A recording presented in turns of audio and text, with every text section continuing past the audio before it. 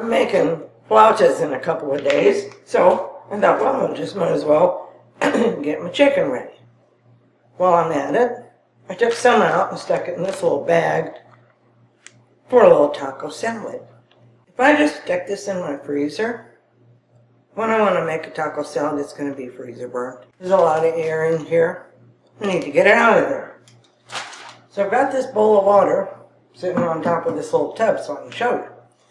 You take your freezer bag, and of course I've got it marked what's in it.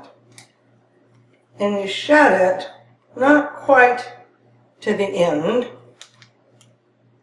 Then, I do this in my sink.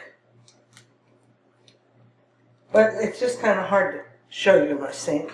So we're doing the bowl trick. So sticking it down in here and holding the chicken down in there. Turn a little bit and then close it up as I go. And you can't see, but use your imagination. You know, I'll dry it.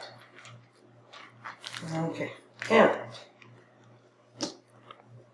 there's very little air in here. This is going to last a long time. I'm going to use this in 5 days. We're making flautas. We got company coming.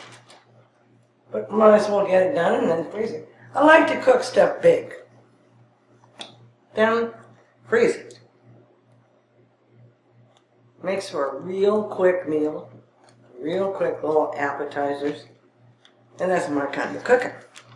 But you got to get it all in there first. So we're going to stick this. There's a lot of air in here. So we're putting it in here, and my sleeve is in the way. So I'm pushing it down in the water. This is the second time I've done this. I did something wrong. Probably didn't have the camera turned on. We don't know. I'm just so good. So, alright, now I'm going to dry it. The sink works better, folks. So, there. Okay.